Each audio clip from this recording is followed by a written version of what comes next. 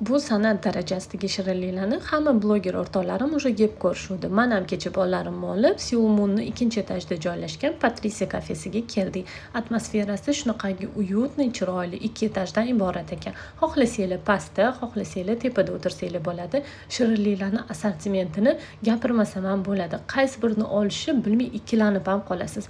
Sizga o'sha yerdagi ishchilar yordam berishadi. Nordonroq yoki shirinroq narsa xohlasangiz sizga tavsiya berishadi.